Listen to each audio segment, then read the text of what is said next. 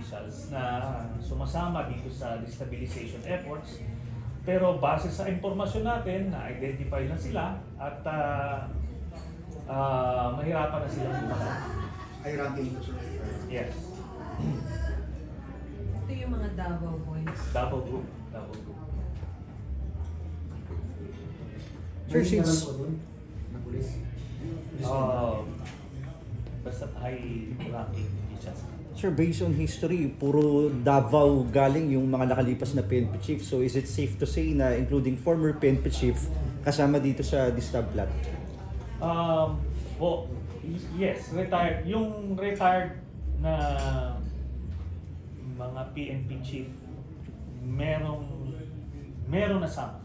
May kasamang retired PNP chief. Ilan po? Ilan? PNP chief. Ako na dapat di ko na nga nasabi yun, pero Kasi puro Davao lang naman sila eh. Hindi, meron namang hindi si General Eliasa, for example, hindi naman kasama. Yeah. Pero yung bago siya, dire-diretso yung Davao. So basta may mga na-implicate dito sa ouster plot na ito na retired and active high-ranking PNP officials. Kamusta yung effort nila so far dun sa destabilization plot? So far, since hindi sila nakakabutas pa sa AFP, malabo pang mag-succeed, no? Pero may active recruitment, no? Yung gaya nga nung na-mention ko kanina, na-identify na rin yung mga nagre-recruit na former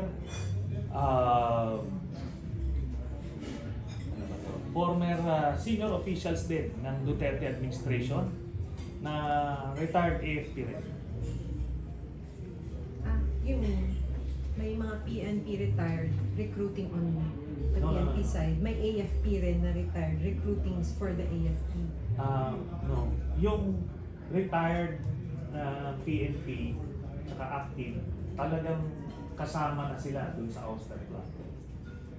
Yun namang retired AFP na former senior officials ng Duterte administration, sila naman yung nagre-recruit sa active AFP officers. Pero so far, wala pa nga sila na-recruit based dun sa aming information. Where are you basing all of these information? Well, alam naman siguro ng karamihan na I came from that, tapos yung mga kaklase ko, mga active pa rin, no? Marami tayong kilala sa iba't ibang units ng armed forces. So, yun.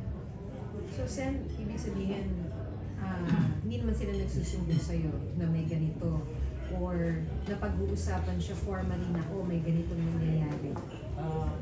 We have our ways of getting information. Tapos, Sen, yung mga nagsasabi sa'yo ng ganitong information, how reliable are they? Are they in active service? That's why, and in the right position to tell you all this information? Yes. So, may proseso po tayo ng pagkalap ng impormasyon at meron din tayong proseso pag-validate ng impormasyon. At mismo si AFP Chief of Staff na confirm niya late last year, na may mga nag-recruit niya, no? But ongoing siya and active yung recruitment. Kaya yan, yung mga maisog rally na yan, itong hearing ni Bato de la Rosa, lahat yan part ng communications plan nila yan pag-agitate ng political environment. Requirement yan doon sa mga ganyang ouster plans, no? As everybody would probably know, galing tayo sa ganyan. Sen, may nasabi ka kanina na may nakuha ng mga active personnel in active service na Davao Group. PNP. Na-identify. Meron ng mga na-identify na active PNP personnel na Davao Group na involved dyan sa mga outer plots. Mga ilan to, Sen? Konti lang naman. Pero the point is, yeah, I mean, identified na sila. So, identified na sila. are they holding key positions in the PNP? I can't say. Basta't hindi na siguro makakagalaw.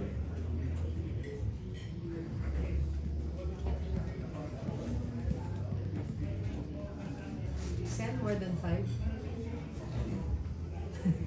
Hindi? More than 10? No. Junior officers, senior officers? No, as I mentioned kanina, ano siya, senior PNP officials. Konti lang ito. Mabibilang mo to sa isang yung mga na-identify. May hindi pa kaya identified? Ano na, I think na monitor na sila lahat. Yung Davao Group kasi, ito yung mga namayagpag yung panahon ni Duterte. So, identifiable sila.